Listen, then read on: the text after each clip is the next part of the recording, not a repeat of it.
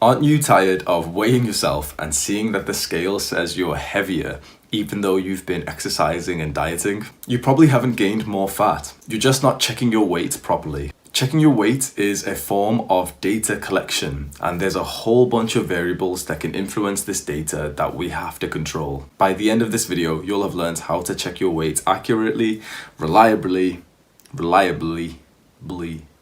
and that will result in consistent fat loss. I've been weighing myself pretty much every single day for many years, and I also have a degree in psychology. And in that, we learned a lot about research methods, particularly data collection. Chances are you're doing it wrong because I was. I used to step on the scale just randomly, and then I would let my emotions be influenced by the numbers that I would see. Now, every single time I step on the scale, I'm a little bit skeptical, and that's exactly how you should be. You should be asking yourself, is this data reliable? As in, can I replicate the collection method, i.e. stepping on the scale, and get the same result? To test this, step on the scale and remember your weight. Step off the scale, weigh yourself again, remember your weight. Weigh yourself again.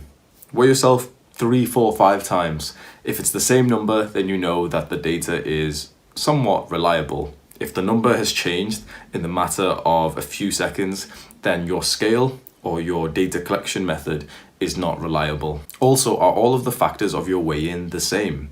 Are you weighing yourself at the same time every single day? Preferably first thing in the morning. Reliable data helps us make consistent progress. Ask yourself, is this data accurate?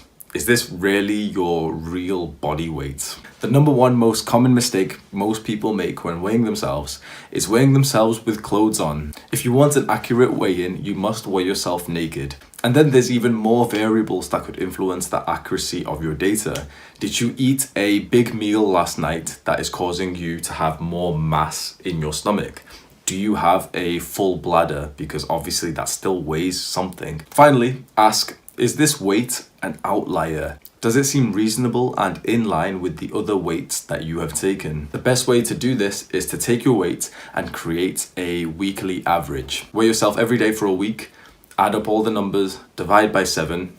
That's your daily average for that week. Now you have an average weight, which is far more reliable than just one day's weigh-in. Personally, I only ever go off weekly averages because we all know how much your weight can fluctuate day to day. Now, let's put all of that in a practical plan for you. Here is how to check your weight properly. The night before you plan to weigh yourself, make sure you eat at roughly the same time as always, and if possible, the same meal or close enough to. First thing in the morning, don't eat or drink anything just yet. Go to the toilet.